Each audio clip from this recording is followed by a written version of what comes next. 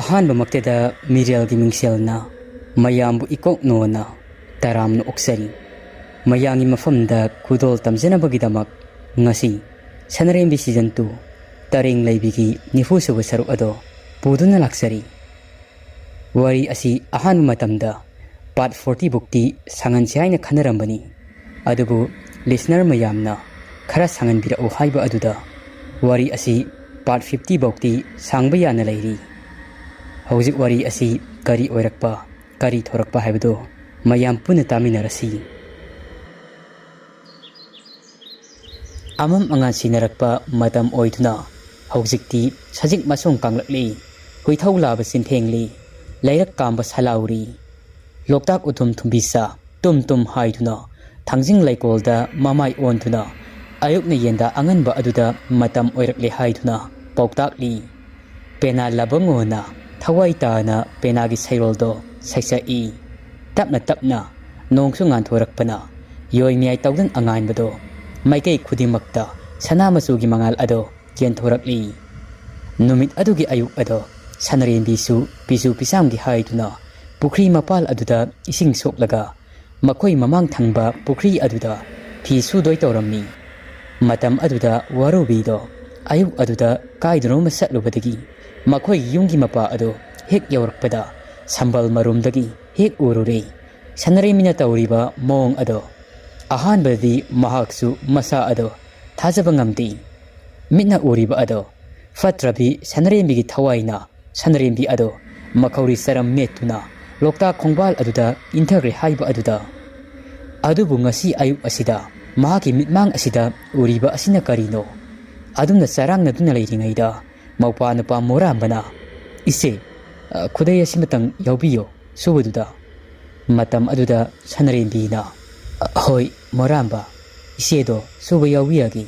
asi haiduna hairakpa aduda warubi ado mamin au hori manana tahori mani Kumam Sanarembi ni yum masida lairibasi mahakti matau karamna hinglamnibano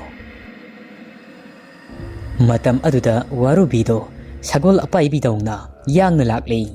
makoi ahum tang leiba topna leiba yum adu tamna lakli haidokpadi fajadraba warubigi mawong matawni tawthorakpa thabak thoramda imung aduda kanasu tinaba ngamdi mabung mapadi tokro mama mapa adusu nattana yum aduda lakpa mawsing phauba numit nini suna tinaba yadi maagi lichatna yum aduda isinga thauga matam suppada leigadabado khallubada makhoigi labuka tainana leiriba ahangba lamma set adomda mahaki ningol saruk mamaga mapagana khangba ngamtraduna pikhibani aduga topna yum ama mafam asida sakhibani mafam asidadi mahakna tawningba maning tawri fatrabi amaibi kaya ama pushinduna maning tamli afabagi sarukti amata yaudi mahaki masaduda maram asini mahakna yum asida kahena maning tawriba mahakna yum asida leiraga migi mangnabada tawi haibadi makoigi imungi miyoi singnadi khangbanati warubi adu hek thunglabaga mahakna okibasing ado mangi amadi arubigi mafamda amachithada loinamak tamni warubigi wari adu tabada arubi amadi mangi ado wa ngangba thokidri maya kumli warubina makoi ahumdagi khwaidigi ihen hena sauningli warubina leidako leikhidako taringdo Tarengleibi haibado sumaina tawnabro ita arubi nahan makhai tha kaya sangna matam changna tawiba sing asidi Sanarembi do yumda lehauba ado asi oireko asiro aikhoina phangliba mahisi nangi Tarengleibi sidiko lang tatli lang ado punsil lamali haiman sing mandana pasing thokpi ita arubi haujikti kaidoragi arubina asibu ainaro warubina hairuraga nangi haunabi asibu ainaro hauruklaba amo nangna natrabadi kananano Tarengleibi asi kanana hudoraki nangna hudoraki bani amaibi nungsalei magi Tarengleibi asida laisilise aikoi oirame Sanarembi oiramdri arubina khudingmakse aigi iranati fatrabi Sanarembi gi thawai aduda taino mana thokanba ngaktani warubina aibu angaubiro thawai aduda aidi kaidowai taina duino asiba mangonda aidi onsinaba sangdre asiba thawai dubu nangna kaubani ita arubi nangna thawdoksing asigi hawrokhamni nangna maruni mangi adu yamna sauna khanglaw lawrai yare loina to nari sanglanu nachi nasi do wainaraga saru fangdabani nakhoi ani tani sokadabado ngangthorakliba wa haibasi amuk hanjinma yadi aswoiba aranba amagi yengthinaba haibasi afaba kaidonungda oiroi aikhoi ahum kaidoba yabaga haibido amuk khanaraga loiri mangi gi hai singlaba wangang aduna mare kangye tawrambasing ado warubi amadi arubi makhoi anigi asauba ado fathabiri arubi warubi makhoi anigi pukningi wakhal ado amuk hanna chap chap mana halli anobu lambi ama yengasi anobu pambai ama thirasi kaidobu yabaga haibido ibudo moirang thangjing harauramdrabadi kharasu phagadabani fai fatraba thawai singado laklaga Sanarembi yumda halakle haibado ai tamlagi makhoi ahum adu mapok asimagi khana naina dunata lakhibani haujiksu khana naina ba loitri angakpani fataba migi pukselsi makhoina ningba ado tungdi fauba ngamnaba angam tali haibado taseng lei numit ado makhoi ahum lalong kaya ama sinarami haisu haibani kalen thaga oibaga nungsa adusu hainingai leitana sarami omchaknaba amasu yauna ngaihaki matung nong mangsilakli amuba nongna maigei mari makta mangsilakli nong adu khakpa lawba hauri pukri mapal aduda hauba napi mathakta amadi polang khokta phoramba fising ado sotkiba tari haiduna Sanarembi ado pe ama tuptuna prep thogai polang khokta phoriba fising adu loksenba loiraga prep pukri mapal aduda fi khara fauraga thamiba ado lausinggi hek tawbaga makhoigi pukri manung aduda tariba mami ado mahakna uraklei pukri adugi manungdagi mahakna thangjing ka aduna wa thiba satluba nongpok thangba maikei thangjinggi laikol pukri leiriba wa hauriba mafam ado uraklei madu ubada Sanarembi ado yamna langtaknaba khangningba ama phaurammi hek changsinthuna pukri mapal aduda yenglakli adumna yengduna leiringaida laigi pukri uramba wa hauramba ado amuk okhidri atopa saklon ama urai pukri adugi manungda chumthang masu taretna pukri ising adugi manungda iraigumna ikoi koisinna marung khungumna ungduna leiba ado mahakna urakli kamdawna nu khangawdi nong aduna subaga lairai mapal aduda khonge chahodabadagi Sanarembi ado pukri manung aduda tasinkri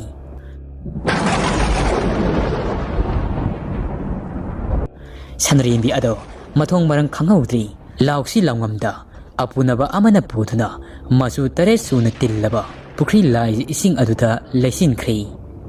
irei oina ithak ipom naina khangawduna makpu atopa laikon pukri amada irei dauna fagalai iraina laisinbada yaukibana wabana masa ado ngaihakta fauba inthi nungaina sor honba ngamlamdi warubana iraina silubagi mahaksu pukri lairai mapal aduda hauriba napi sing ado chetna pai lairai mapal adu tamna tapna kakhalakli adu bungaklibadi lairai mapal adu yobaga magi sutlamba mapi marol sing ado loinamak kangduna leirammi matam maduda pukri adugi akoibada nupi taret khak ikoina famduna mahakpu yengduna leiba ado mahakna urakli mani nupi taret asi mamangaida tawdri hangtakta ukhri khoimam lainura taret nya haibado mahaksu khangakli senglau sakna henbi nupi taret ado lairimbi taret adugi manungda khwaidigi atombi arai leimana asumna yengduna hairei taibang oibi oigi lamdang oibi koloi minglena Sanarembi ningsinglibra aibu haina humna fanfabi khoimam lainura atombi arai leima aibu adungai nangi sida hidak takhiba ngasi kauba korau nong sidasu nangbu lambi ama taki haiduna thangjing magi yathang ado kokthakta thangkatuna nangbu lakpa ngairambani taibang nangbu sama iteng pangi khanna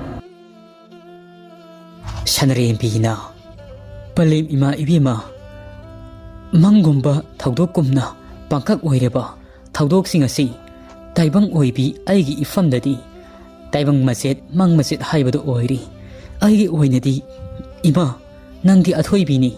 nasa aigi iteng pangduna lakhibani ngasina karamba naya thangbu takpidoinu ima na nasa aigi karamba itengbu panggadoinu khangningna langtaknari ima arai leima imana wari amaligi ima nangonda thaudang ama sinadringaida wari asi nakhoigi yumfam asigi wari ni aduga nakhoigi pukri asiga mari lainaba wari ni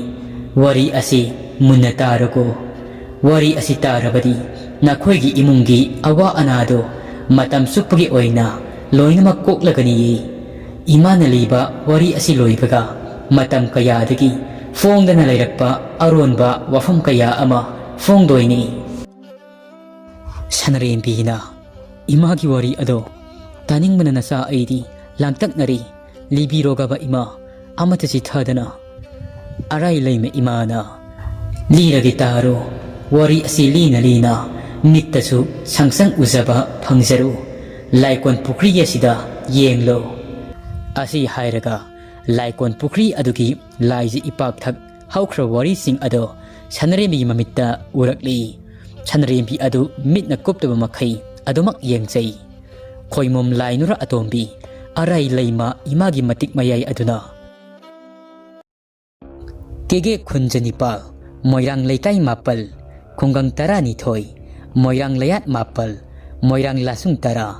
sauga mathakta mawi sopal khara ha paliba ado leibakni sangi mathakta thangjing singsa mapalda hogai duna tariba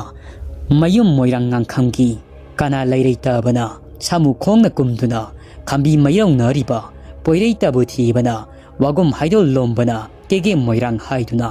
saitharamba kege pumba ado Sanarembi mamitta urakli yamna leiraba matamgi mi lai ani tinarambagi oina dongna urammi mahaki inkolni haiduna su taurammi sauren pokpa mapagi hangtakki mamagi wari oina taurammi matam aduda laipung ama urammi laipung adugi manakta pukri ama pukri asida nattana atopa pukri ahumsu kumam inkoladuda tayal mapuroiba wangthoibabu yengtuna ashumna herei khambi mapa taribra tawhaiba thabak nateko pukri phunduna yum saba haibasi phunba tarabasu akhang ahi amaibi tanaraga phumsi adubu aibo haijau haina hairabadi aidi phumaningdeko inkhol sagoi asida leiriba pukri asi marini mathi phongliba ising asigi masusu ita tatana honglibani tawriba asi masida singnaduna pukri sing asi phumjilluraga afaba oini haibadi aidi thajade wangthoibana nupi wai yamni yanaba singanu nangna khangoi nangi tafam thokpa ado taw nupagi sinni nupigi sin haiduna tokhai na leibani tayalna khambi mapa ngai haki wakhalna afafata khanthada tawbinuko pukri phumba haibasi yamna lubani inkol asida Phouoibee lairembi ngareima anigi sathokpamni khangna pukri asida phumjinba haibasi singu laimabu singnaba oina thokani aikhoi ngaktagi khanbusu sumde tungde lakadaba saron singisu khanbiduna mityang samkhaibiyo yamna sana yengbiyo tayalgi wadu tabada wangthoi adu yamna sauninglammi wangthoina nupi mo aloba nupi na haibada inba tethabani pado aidi nate tayal tungna tungini madu aikhoina urugadaba natti tungda lakadabagido haujiktagi nangna ubiriba wangthoigi wahaising aduda mananingdratuna tayal ado makha tarudre makha asum sangtharuraga khana chainaba thoklagani khallubada haisu haibani tayal wangthoisi tinkhet laikhetpa nipa amo oirakani haibadi mahakti khalludabani ariba matam aduda kumamgi pukri matik mayai leiba pukri marini kege miyamna hainai Phouoibee ngareimada nattana khoimom lainura tresu laipung maya asida sathoktuna leibani sathoktuna sanabani matam aduda saibi tatot khoigi madau sing ado yamna kalakpa fataba oiramni wangthoi hoigi imung ado adomak yengsinduna lakhibani wangthoi bu itatatna insilli makoi pukri sing ase phumjillu haiduna amaromda tayaldi lining setpini Phouoibee Lairimbi imana matam ayambada nungbi amubu masa ama ontuna kot mapa aduda hekta leirammi karigumbada kot manungdagi phau khaibada nungsu khalli nungbi ani ado amana lining thawni aduga amana Lairimbi ni ani ado amana Phouoibee ni aduga amana akong zambani nung ani adu hek thengnarubada tayalna puduna amaibi laisida yengalli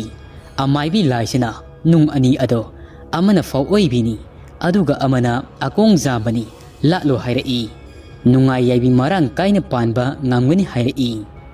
adubu amaibi aduna hairakpa wafam sing ado harau harau tamjaruba tayal ado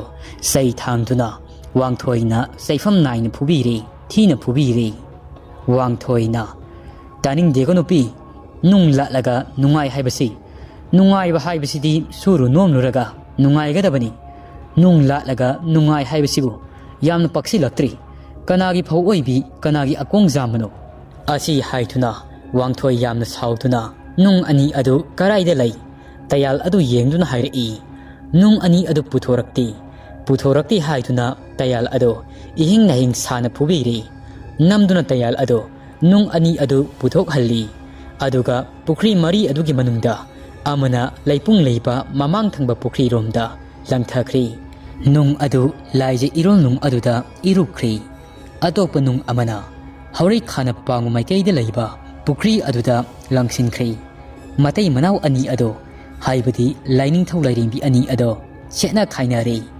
adumna nung ani adu langthakraba matung sayol ani matung ni pukri ahum amadi phumjinduna yum sajinkhri supna tangi mamang thangba pukri ado phumjil haudri pukri ahum adu phumlaba matung nongmugi numit amani wangthoigi khomlen manglan chada Phouoibee ima ado yamna sauna la ammi aduga asumna hairammi he taibang yet kilambang oiba mithibong mitamba tilang nang yothada niba oibani ngamlei matagum yunggi nupi oibabu sai thangbada nattana phuduna namduna Phouoibee aigi nungbi ado laiji irol nung aduda thadaba asida sunattana isabi akong zamba maga sekna khaina maisak fanganthuna isabi mabu langkiba pukri mathak aduda yumpham thunduna mongba sangai sarabako khangja horo taibang apangba nangi pukri sagoinung laining thau lairima kayagi yathok phamni tilam lairam thidana thawni pare checharaga nayum saba yaba ado lai oiraba aikhoibu mirairabako he mithibong inkhol nangi sagoidi thangjing laima gisu yathok phamni sumthang tereki itin pham khellei sumthang nabudo pakhang baki yathok thin yai oiba hangoi nura ponchi bigidi ikum mita afam Lairimbi tarekesu punpham oiba ado nanga thong thingbadi natik natti ngasi korong nongjadagi inkhol nagi sagoi asi Lairimbi aibu mirairabanina yum asida lakpa nipi amatta punchi nungsangdaba oirasanu sekna khaina laglo isabi mahaka sekna khaina fanganbadi ngasidagi nangsu phanglo asi hairamlaga Phouoibee Lairimbi adu mangkhri numit adugi nongalakpada tayaldu tumba hugalakti yengluba matamda siduna lairamli tayal sibada ubada wangthoi adu hikna kappi tinkhet laikhet lubaki mahaido loklari wangthoi gi masa singaduna saurklo matam mayum maikei palakpa matam masa lairaba matung makhoi gi yumbu rembi sing ado ngantana loinamak sikhi asumna leptana samtharakpana saurensu mahaki loinabi kainakhi saurengi makha wangambasu ado mangai haujikti Lairimbi khoimum lainura atombi arai leimana haukiba sing ado loinamak uhallaba matung Sanarembi ado hikna kappi mama animak ado manung matam sada kaina kibagi maram masi asina oigani khalakle arai leima imana Sanarembi adu yengtuna asumna hairei nangdi ningolni nongmadi soidana yumnak sagai onkhini maugisingda sankhini adubu nangdi igi irem khak nadu ningthau naupa morabadi Phouoibee Lairenbi mahaki Micheina loiba naidraba awa ipakta soidana iraknagani masi thoktanaba nangna sinba ngamnaba haiduna ibudau moirang thangsingna kumam sagai nangi iyaksa idu aigi ipasa ipari imomsingi awaba adu koknaba lambi takpigi haiduna nangbu mafam asitana purakhibani Sanarembi adu makut ani lonaduna mitlu pirang ihona haisrai he palem ima ibema nasa taibang oibi aibu nungsibiyo sagai asigi awaba koknaba kaidobu yabaga haibado nasa aingonda takpiyugaba ima setna khaina maisagasi amuk hanai mung asida khambi mai haudanaba khambi mai kannaba kaidobu yabaga haibado takpiyuba ima nasa aingonda asi hairaga hekna kappi khoimom lainura atombi arai leim ima ado amuk hairakli yengu imom ada thangsing singkhong asigi nakanda sana masugi phawai ama mahai marong sumna hauriba singya sinna sandokliba lawbuk asi ubra Sanarembi ado thangsing singkhong aduda yengthok lobada sana masuna phawai thanna leiriba ado lawbuk adu urure arai leim imana amuk hairei iyang hoi imo lawbuk asi tana satlu lauri aduda awang pangna satlaga Phouoibee Lairenbi laibani mahaka unaraga pukmen pangmen nazaruro Lairenbi mahakna nangi wahai ado pelabadi soidana nakoigi imungi awa ana tariba singado mikuk amada soidana kokpiragani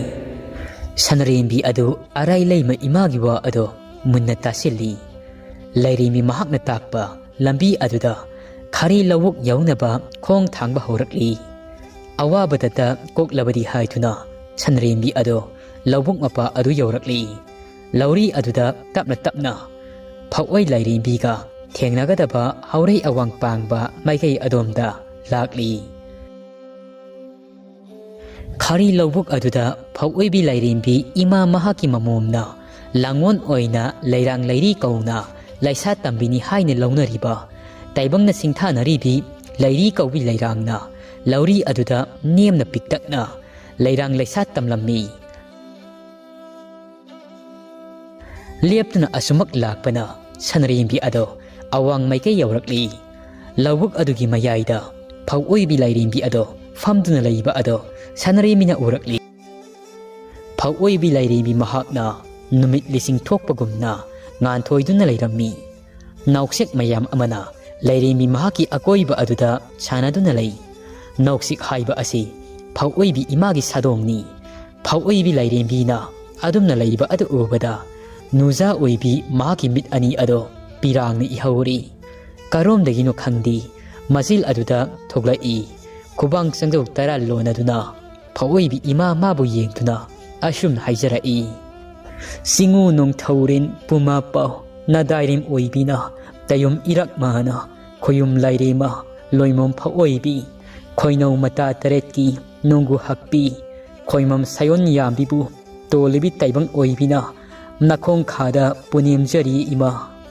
Phouoibee Lairenbi na Sanarembi adu yengna asumna hairakli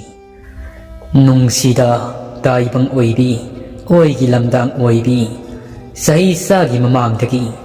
Phouoibee aigi layumda kumam sagai nakhoigi nawong na tauna maigi sing pungkhiba ngasidi nuza oibi nangi na tauna loktak laiji isingna thikpheng saiduna Lairenbi aigi thamoi layumse ingthari nahak thakkine Sanarembi kumam ningo Phouoibee aidi pungpen peli hainu leima yongmom mahui loinaibi khongjil nunglaibi sanu lemlai ngara ngaoibi waksang hakon bangsanu ningol nurabi loinu khoimoibi Phouoibee Lairenbi aidi harau mathoi kajari Phouoibee Lairenbi adu penman khibana Sanarembi hoigi ingkhol sagoi nungaduda ꯃꯪꯂꯝ ꯆꯠꯀꯤ ꯃꯇꯝꯗ ꯃꯤꯆꯩ ꯀꯌꯥ ꯑꯃ ꯏꯃꯥ ꯃꯍꯥꯛꯅ ꯊꯝꯈꯤꯕ ꯑꯗꯣ ꯍꯧꯖꯤꯛ ꯑꯣꯏꯔꯤꯕ ꯐꯤꯕꯝ ꯑꯁꯤꯗ ꯌꯨꯝꯒꯤ ꯌꯨꯝꯕꯤꯔꯦꯝꯕꯤ ꯑꯃꯠꯇ ꯄꯨꯟꯁꯤ ꯅꯨꯡꯁꯥꯡꯅ ꯄꯥꯟꯕ ꯉꯝꯂꯝꯗꯕ ꯑꯗꯣ ꯃꯅꯥꯎꯅꯤꯄꯥ ꯃꯣꯔꯥꯃ ꯃꯍꯥꯛ ꯊꯛꯀꯤ ꯄꯨꯟꯁꯤ ꯅꯨꯡꯁꯥꯡꯕ ꯑꯣꯏꯖꯔꯨ ꯆꯩꯕꯤ ꯆꯩꯊꯦꯡ ꯑꯗꯨ ꯄꯤꯔꯝꯕ ꯑꯗꯣ ꯄꯤꯔꯔꯣꯏ ꯂꯥꯏꯔꯦꯝꯕꯤ ꯃꯍꯥꯛꯅ ꯍꯥꯏꯔꯛꯂꯤ꯫ ꯇꯧꯕꯇꯕꯨ ꯂꯥꯏꯔꯦꯝꯕꯤ ꯃꯍꯥꯛꯅ ꯃꯈꯣꯏꯒꯤ ꯀꯨꯟꯊꯣꯡ ꯃꯄꯥꯗ ꯍꯧꯔꯦꯟ ꯅꯣꯡꯄꯣꯛ ꯄꯥꯡꯕ ꯃꯥꯏꯀꯩꯗ ꯑꯣꯟ ꯂꯥꯏꯁꯪ ꯑꯃ ꯁꯥꯔꯣ ꯂꯥꯏꯁꯪ ꯑꯗꯨꯒꯤ ꯃꯅꯨꯡꯗ ꯐꯧꯑꯣꯏꯕꯤ ꯂꯥꯏꯔꯦꯝꯕꯤ ꯑꯣꯏꯅ ꯂꯥꯠꯂꯣ ꯅꯨꯃꯤꯠ 9ꯅꯤꯒꯤ ꯃꯅꯨꯡꯗ ꯁꯟꯔꯦꯝꯕꯤ ꯍꯣꯏꯒꯤ ꯀꯣꯠ ꯃꯌꯥ ꯑꯗꯨꯗ ꯑꯅꯧꯕ ꯅꯨꯡꯕꯤ ꯃꯆꯥ ꯑꯅꯤꯈꯛ ꯂꯥꯏꯅꯤꯡꯊꯧ ꯂꯥꯏꯔꯦꯝꯕꯤ ꯑꯅꯤꯒꯤ ꯃꯁꯛ ꯑꯣꯏꯗꯨꯅ ꯁꯣꯏꯗꯅ ꯁꯥꯐꯣꯡꯂꯛꯂꯒꯅꯤ ꯍꯥꯏꯔꯛꯂꯝꯃꯤ꯫ ꯐꯧꯑꯣꯏꯕꯤ ꯂꯥꯏꯔꯦꯝꯕꯤꯒꯤ ꯋꯥꯗꯨ ꯇꯥꯕꯗ ꯁꯟꯔꯦꯝꯕꯤ ꯑꯗꯣ ꯍꯔꯥꯎꯖꯔꯝꯃꯤ꯫ ꯅꯨꯡꯕꯤ ꯑꯅꯤ ꯑꯗꯨ ꯐꯖꯅ ꯈꯨꯕꯝ ꯌꯥꯅ ꯂꯥꯠꯂꯣ ꯍꯥꯏꯔꯛꯂꯤ꯫ ꯐꯧꯑꯣꯏꯕꯤ ꯂꯥꯏꯔꯦꯝꯕꯤ ꯏꯃꯥ ꯑꯗꯣ ꯑꯗꯨꯝꯅ ꯍꯩꯔꯝꯂꯒ ꯂꯧꯕꯨꯛ ꯑꯗꯨꯗ ꯃꯥꯡꯈ꯭ꯔꯤ꯫ ꯁꯟꯔꯦꯝꯕꯤ ꯑꯗꯨ ꯈꯣꯏꯃꯝ ꯂꯥꯏꯅꯨꯔꯥ ꯑꯔꯥꯏ ꯂꯩꯃꯒꯤ ꯅꯥꯛꯇ ꯑꯃꯨꯛ ꯂꯥꯛꯂꯤ꯫ ꯑꯔꯥꯏ ꯂꯩꯃꯒꯤ ꯃꯐꯝꯗ ꯐꯧꯑꯣꯏꯕꯤ ꯂꯥꯏꯔꯦꯝꯕꯤ ꯏꯃꯥꯅ ꯍꯥꯏꯔꯝꯕꯁꯤꯡ ꯑꯗꯣ ꯆꯤꯊꯗ ꯂꯣꯏꯅꯃꯛ ꯇꯝꯂꯤ꯫ ꯍꯧꯖꯤꯛꯇꯤ ꯑꯔꯥꯏ ꯂꯩꯃꯅ ꯍꯥꯏꯔꯛꯂꯤ꯫ ꯅꯣꯡꯃꯒꯤ ꯅꯨꯃꯤꯠ ꯑꯃꯗ ꯅꯆꯤ ꯅꯧꯄꯥꯅ ꯆꯥꯛ ꯆꯥꯔꯤꯉꯩꯗ ꯍꯪꯉꯣꯏ ꯌꯥꯏ ꯄꯨꯕ ꯑꯃ ꯆꯦꯟꯁꯤꯜꯂꯛꯄ ꯑꯗꯣ ꯅꯪꯅ ꯍꯥꯠꯀꯅꯨ ꯅꯧꯄꯥꯗ ꯈꯥꯝꯕ ꯑꯗꯣ ꯃꯗꯨꯒꯤ ꯍꯪꯉꯣꯏ ꯑꯗꯣ ꯏꯆꯝ ꯆꯝꯕ ꯍꯪꯉꯣꯏ ꯅꯠꯇꯦ ꯊꯥꯡꯖꯤꯡ ꯂꯥꯏꯒꯤ ꯂꯥꯡꯑꯣꯟꯅꯤ꯫ ꯅꯨꯃꯤꯠ ꯑꯗꯨꯗ ꯇꯥꯡꯖꯤꯂꯤꯜ ꯑꯣꯏꯅ ꯂꯥꯛꯈꯤꯕ ꯑꯗꯨꯅ ꯅꯕꯨꯗꯧ ꯈꯦꯂꯩ ꯆꯨꯝꯊꯥꯡ ꯄꯥꯈꯪꯕꯅꯤ꯫ ꯅꯕꯨꯗꯧ ꯑꯅꯤꯅ ꯁꯥꯊꯣꯛꯇꯨꯅ ꯌꯥꯏ ꯑꯗꯨ ꯃꯨꯟꯅ ꯃꯨꯟꯅ ꯀꯨꯝꯃꯩ ꯁꯥꯟꯅꯕ ꯃꯇꯝꯅꯤ꯫ ꯁꯟꯔꯦꯝꯕꯤ ꯍꯪꯉꯣꯏ ꯅꯨꯔꯥꯛ ꯄꯣꯟ ꯆꯦꯟꯕꯤ ꯃꯍꯥꯛꯀꯤ ꯌꯥꯅꯨꯡꯗ ꯌꯥꯎꯔꯤꯕ ꯌꯥꯏ ꯑꯗꯣ ꯀꯣꯔꯧ ꯁꯤꯡꯕꯨꯝ ꯅꯨꯃꯤꯠꯂꯣꯏ ꯑꯐꯕ ꯑꯃꯗ ꯍꯪꯉꯣꯏ ꯅꯨꯔꯥꯛ ꯄꯣꯟ ꯆꯦꯟꯕꯤ ꯑꯗꯨꯅ ꯁꯣꯏꯗꯅ ꯁꯤꯟꯅꯔꯛꯂꯒꯅꯤ꯫ ꯌꯥꯏ ꯑꯗꯣ ꯅꯤꯡꯊꯤꯖꯅ ꯏꯔꯥꯠꯂꯒ ꯊꯝꯃꯨ ꯆꯦꯛꯁꯤꯟꯅ ꯇꯥꯏꯕꯪ ꯀꯅꯥ ꯈꯪꯍꯟꯗꯅ ꯋꯥꯔꯨꯔꯒꯅꯨ ꯅꯈꯣꯏꯒꯤ ꯏꯃꯨꯡ ꯑꯁꯤ ꯁꯣꯏꯗꯅ ꯅꯨꯡꯉꯥꯏꯔꯛꯂꯒꯅꯤ ꯑꯋꯥ ꯃꯤꯀꯨꯞ ꯂꯣꯏꯗꯨꯅ ꯅꯨꯡꯉꯥꯏ ꯃꯤꯀꯨꯞ ꯍꯧꯔꯛꯂꯒꯅꯤ꯫ ꯁꯟꯔꯦꯝꯕꯤ ꯑꯗꯣ ꯈꯣꯏꯃꯝ ꯂꯥꯏꯅꯨꯔꯥ ꯑꯇꯣꯝꯕꯤ ꯑꯔꯥꯏ ꯂꯩꯃ ꯏꯃꯥꯒꯤ ꯃꯈꯣꯡ ꯄꯥꯏꯗꯨꯅ ꯈꯣꯏꯔꯝꯃꯤ꯫ ꯂꯥꯏꯔꯦꯝꯕꯤ ꯃꯍꯥꯛꯅ ꯋꯥꯔꯝ ꯀꯌꯥ ꯑꯃ ꯁꯤꯟꯅꯔꯝꯂꯕ ꯃꯇꯨꯡ ꯂꯥꯏꯀꯣꯜ ꯄꯨꯈ꯭ꯔꯤ ꯑꯗꯨꯗ ꯑꯃꯨꯛ ꯀꯨꯝꯂꯨ ꯍꯥꯏꯔꯛꯂꯤ꯫ ꯑꯔꯥꯏ ꯂꯩꯃ ꯏꯃꯥꯁꯨ ꯁꯟꯔꯦꯝꯕꯤꯅ ꯍꯦꯛ ꯀꯨꯝꯕꯒ ꯃꯍꯥꯛꯁꯨ ꯂꯥꯏꯀꯣꯜ ꯄꯨꯈ꯭ꯔꯤ ꯑꯗꯨꯗ ꯀꯨꯝꯂꯛꯂꯤ꯫ ꯏꯃꯥ ꯃꯍꯥꯛꯅ ꯍꯦꯛ ꯀꯨꯝꯂꯛꯄꯒ ꯂꯥꯏꯀꯣꯜ ꯄꯨꯈ꯭ꯔꯤ ꯑꯗꯨꯒꯤ ꯂꯥꯏꯒꯤ ꯏꯁꯤꯡꯁꯤꯡ ꯑꯗꯣ ꯏꯔꯩ ꯍꯧꯔꯛꯂꯤ꯫ ꯍꯧꯖꯤꯛꯇꯤ ꯃꯈꯣꯏ ꯑꯅꯤ ꯑꯗꯣ ꯁꯟꯔꯦꯝꯕꯤ ꯍꯣꯏꯒꯤ ꯏꯪꯈꯣꯜ ꯆꯥꯒꯣꯏ ꯅꯨꯡ ꯃꯃꯥꯡ ꯊꯪꯕꯗ ꯂꯩꯔꯤꯕ ꯄꯨꯈ꯭ꯔꯤ ꯑꯗꯨꯗ ꯂꯥꯏꯔꯦꯝꯕꯤ ꯃꯍꯥꯛꯀ ꯄꯨꯟꯅ ꯐꯥꯎꯒꯠꯃꯤꯟꯅꯔꯛꯏ꯫ ꯅꯣꯡꯁꯨ ꯑꯗꯨꯃꯛ ꯆꯨꯔꯝꯃꯤ꯫ ꯅꯨꯡꯊꯤꯜꯒꯤ ꯃꯇꯝ ꯑꯣꯏꯗꯨꯅ ꯉꯥꯏꯍꯥꯛꯇꯤ ꯑꯇꯣꯞꯄ ꯇꯥꯏꯕꯪ ꯑꯃꯗ ꯆꯠꯂꯨꯔꯤ꯫ ꯃꯍꯥꯛꯄꯨ ꯌꯨꯝ ꯌꯧꯅꯕ ꯊꯤꯟꯕꯤꯔꯝꯂꯒ ꯈꯣꯏꯃꯝ ꯂꯥꯏꯅꯨꯔꯥ ꯑꯇꯣꯝꯕꯤ ꯑꯔꯥꯏ ꯂꯩꯃ ꯏꯃꯥ ꯑꯗꯣ ꯃꯥꯡꯈ꯭ꯔꯤ꯫ ꯁꯟꯔꯦꯝꯕꯤꯁꯨ ꯐꯤ ꯂꯧꯁꯤꯜꯂꯒ ꯃꯌꯨꯝ ꯇꯥꯅ ꯆꯪꯂꯛꯂꯤ꯫ ꯅꯨꯃꯤꯗꯥꯡ ꯋꯥꯏꯔꯝꯁꯨ ꯇꯞꯅ ꯇꯞꯅ ꯑꯣꯏꯁꯤꯜꯂꯛꯂꯤ꯫ ꯊꯥꯡꯖꯤꯡ ꯍꯔꯥꯎꯕꯒꯤ ꯄꯨꯡꯂꯥꯡ ꯂꯥꯡꯏ꯫ ꯍꯔꯥꯎꯕꯒꯤ ꯃꯈꯣꯜꯁꯤꯡ ꯑꯗꯨꯅ ꯐꯠꯇ꯭ꯔꯕꯤ ꯊꯋꯥꯏꯁꯤꯡ ꯑꯗꯨꯗꯤ ꯃꯣꯏꯔꯥꯡ ꯈꯨꯟꯖꯤꯟ ꯑꯗꯣꯝꯗ ꯃꯥꯌꯣꯛꯅꯕ ꯉꯝꯗ꯭ꯔꯤ꯫ ꯑꯔꯥꯞꯄ ꯆꯤꯡꯅꯨꯡ ꯃꯅꯨꯡ ꯑꯃꯗ ꯆꯥꯛꯇꯥꯗꯨꯅ ꯂꯩꯈ꯭ꯔꯤ꯫ ꯑꯁꯣꯝꯗꯅ ꯑꯃꯥꯏꯕꯤ ꯑꯔꯣꯕꯤ ꯊꯋꯥꯏ ꯃꯤꯔꯦꯜ ꯑꯗꯨ ꯀꯧꯅꯕ ꯇꯔꯦꯡꯂꯩꯕꯤ ꯇꯧꯔꯤ꯫ ꯑꯗꯨꯕꯨ ꯇꯧꯔꯤ ꯍꯥꯏꯕꯇꯅꯤ ꯊꯥꯡꯖꯤꯡ ꯍꯔꯥꯎꯕꯒꯤ ꯃꯇꯤꯛ ꯃꯌꯥꯏ ꯑꯗꯨꯅ ꯇꯔꯦꯡ ꯑꯗꯣ ꯊꯋꯥꯏꯁꯤꯡ ꯑꯗꯨ ꯀꯧꯕꯗ ꯂꯥꯛꯎ ꯍꯥꯏꯕ ꯌꯥꯗ꯭ꯔꯤ꯫ ꯑꯗꯨꯕꯨ ꯑꯔꯣꯕꯤ ꯍꯩꯁꯤꯡꯕ ꯑꯃ ꯑꯣꯏꯔꯨꯕꯅ ꯊꯋꯥꯏ ꯃꯤꯔꯦꯜꯁꯤꯡ ꯑꯗꯣ ꯀꯔꯥꯏꯗ ꯆꯥꯛꯇꯥꯗꯨꯅ ꯂꯩ ꯍꯥꯏꯕꯗꯤ ꯈꯪꯂꯝꯃꯤ꯫ ꯂꯨꯔꯕ ꯂꯣꯛꯅꯨꯡ ꯑꯃꯒꯤ ꯃꯅꯨꯡꯗ ꯆꯥꯛꯇꯥꯗꯨꯅ ꯂꯩ ꯍꯥꯏꯕ ꯃꯈꯣꯏꯁꯨ ꯈꯪꯂꯤ꯫ ꯇꯔꯦꯡꯂꯩꯕꯤ ꯑꯁꯤꯅ ꯀꯧꯕꯗ ꯂꯥꯛꯇ꯭ꯔꯕ ꯑꯁꯤꯗ ꯑꯊꯦꯡꯕ ꯑꯍꯤꯡ ꯑꯁꯤꯗ ꯃꯈꯣꯏ ꯑꯍꯨꯝ ꯑꯗꯣ ꯊꯋꯥꯏ ꯑꯗꯨꯅ ꯂꯩꯔꯤꯕ ꯂꯣꯛꯅꯨꯡ ꯑꯗꯨ ꯇꯥꯅ ꯆꯠꯂꯁꯤ ꯍꯥꯏꯅꯔꯤ꯫ ꯊꯋꯥꯏꯁꯤꯡ ꯑꯗꯨ ꯎꯅꯗꯕ ꯁꯨꯡꯌꯥꯃꯛ ꯍꯦꯛ ꯌꯥꯗꯕꯅꯤ꯫ ꯑꯁꯦꯡꯕ ꯁꯟꯔꯦꯝꯕꯤꯗꯤ ꯍꯜꯂꯛꯇꯨꯅ ꯂꯩꯔꯤ ꯇꯝꯗꯕ ꯌꯥꯗꯤ꯫ ꯑꯁꯤ ꯈꯟꯗꯨꯅ ꯃꯈꯣꯏ ꯑꯍꯨꯝ ꯑꯗꯣ ꯃꯩꯅꯝ ꯈꯨꯠꯇ ꯄꯥꯏ ꯂꯨꯔꯕ ꯂꯣꯛꯅꯨꯡ ꯑꯗꯨ ꯇꯝꯅ ꯂꯥꯛꯂꯤ꯫ ꯂꯨꯔꯕ ꯂꯣꯛꯅꯨꯡ ꯃꯤꯁꯤꯛ ꯃꯤꯔꯥꯎꯀꯣꯜ ꯇꯥꯗ꯭ꯔꯕ ꯑꯍꯤꯡꯒꯤ ꯃꯇꯝ ꯑꯗꯨꯗ ꯁꯥ ꯀꯩꯇꯅ ꯄꯤꯛ ꯊꯜꯂꯕ ꯂꯣꯛꯅꯨꯡ ꯑꯗꯨꯗ ꯃꯈꯣꯏ ꯑꯍꯨം ꯑꯗꯣ ꯃꯩꯅꯝ ꯑꯃ ꯄꯥꯏꯗꯨꯅ ꯂꯥꯛꯂꯤ꯫ ꯃꯪꯒꯤꯁꯨ ꯁꯒꯣꯜꯅ ꯀꯧꯔꯝꯕ ꯍꯪꯇꯛꯇꯒꯤ ꯈꯔꯗꯤ ꯐꯔꯕꯅꯤ꯫ ꯑꯗꯨꯅ ꯅꯨꯄꯤ ꯑꯅꯤ ꯑꯗꯣ ꯃꯈꯣꯏ ꯈꯛꯇꯪ ꯊꯥꯗꯣꯛꯄꯗꯤ ꯌꯥꯗ꯭ꯔꯕꯅꯤꯅ ꯃꯍꯥꯛꯁꯨ ꯈꯨꯗꯨꯡ ꯏꯜꯂꯛꯄꯅꯤ꯫ ꯂꯝꯃꯣꯏꯁꯤꯡ ꯑꯗꯨꯅ ꯆꯤꯡꯊꯥꯡ ꯌꯩꯅ ꯈꯣꯡꯂꯤ꯫ Una amate lengba yadi warubi ado mihul adu singum senganai satna umang adugi manung aduda warubi na makoi anida hairei aidi sibaga ngamkhiroi ko umang asigi manung daga sagai singi masinjaka oiba ngamkhiroi kayam watligi ita arubi loktu yaukadaba oida padabi thawai miral sin phabi sing aduna leiba mafam adubo khut ka singa manadabi do jona dabi sing ado aidi oi khiri taibang mi oirabadi ngasaina makhajai ado olo olaga thagdabani makoina aibu safu uyan oina urabasatla khabai ama pairaga ote da khai mangina oina khumai taning deko warubi kanadabada chalido tumina chatlo nangi na koladuna hena taningdri sakai ki manakongsi yamna singmani ta khrabadi chinjak oibasi soiroi tumina chatlo nangi satpham thokko ado warubi adu wa ngangning lambaga loinamak hankhri chabeng ngangning lamba ado hena mihul ado singum chenga narakli kai singadugi masinjak oini tarubada mangi wahai sing ado umang adu da hauba uzaw uren amagi mathakta fatrabi thawai mirel sing ado onsin naduna thangjing harauba loikhrabadi khanna kapminna duna leiramni makhoi anina makhong yan thaduna uzaw urel adugi mathakta kaptuna leiba ado makoina uri warubina hairakli uthak adu de yenglaga asumna lawrakli oida pa debi sintheng phabi thawai sina yongdongni hi kainaribra nakhoi ani usadu da famduna agum tharaklo law nakhoi ga wari sasi warubigi khonjel adu tabada thawai ani ado ngakman khraduna kanano makhoi bu kawriba adu haiduna yengtharakpada matam aduda mangki warubi arubi makhoi ahum ado leptuna leiramba adu uri warubi na ngangliba wangang sangang sing adu taraga fatrabi thawai ani adudi khoidau thitli nang hawrei matagum thawai ani ado uthak adudagi paitharakli nungsikki mamang thana wari asigi nifusubu saruk adu matang ase loisari wari ase pathokchaba matamda soikhilan ki yaorabasu mayam ngakpiu wari asigi makha kari karam oirakpa mayam punamak ngaiminarasi